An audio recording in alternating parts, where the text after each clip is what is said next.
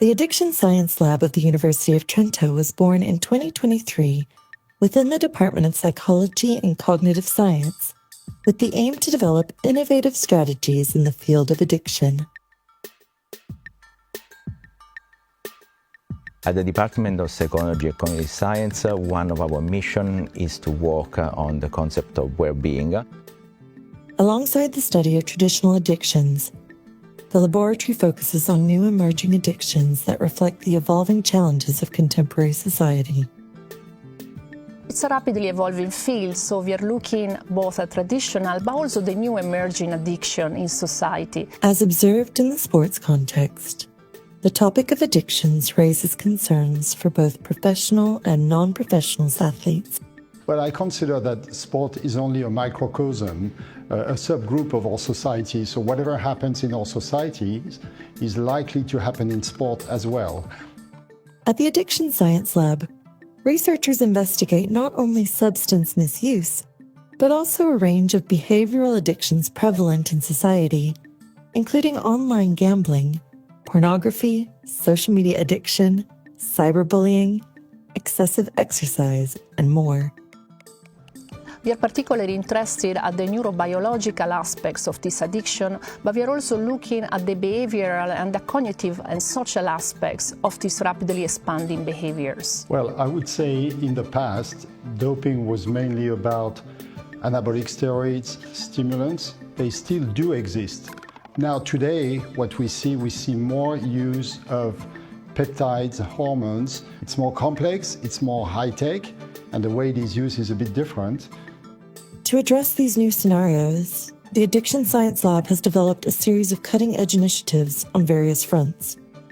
Our approach is very innovative. We are combining research with cutting-edge treatment, but also we are really focusing on the public dissemination of science. We recently launched a new podcast channel, now available on Apple Podcasts, Spotify. We are also looking and developing new prevention campaign at the national and the international level for the prevention of this risky behavior, both in terms of substances, but also behavioral addiction.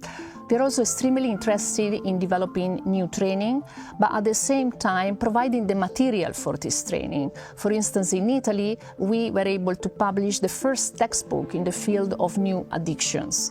Individuals make a difference. So if they can be properly informed with what they read in the media, the influence by the media, and they follow the right direction, then I think this is the way you can contribute to a clean sport and protecting the values of sport and protecting the health of the people who would be the champions of tomorrow. Another mission of our center is that of contributing to policymaking. What we are seeing is this huge gap between the scientific research and the regulation of this type of behavior. We are working with the United Nations, the European Commission, and so on, in terms to incorporate the latest scientific evidence inside the policy and regulation of these risky behaviors. At the laboratory, research takes an innovative approach by focusing not only on risk factors, but also on protective mechanisms that promote resilience and well-being.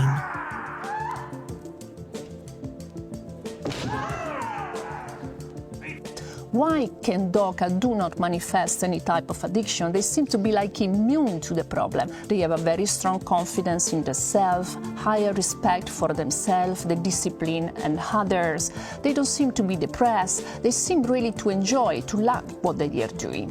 Thanks to an existing collaboration between the University of Trento and Kyoto University in Japan, researchers are exploring the mechanisms of martial arts training, which deeply connect the mind and body. This is extremely interesting to emphasize the positive aspects of those who don't manifest the problem rather than focusing only on the risk and those who actually are suffering from addiction. The Addiction Science Lab's message is directed to all young people, especially those involved in sports. Protecting the values of sport and promoting clean competition is vital, as these values will shape them into the responsible adults of tomorrow's society.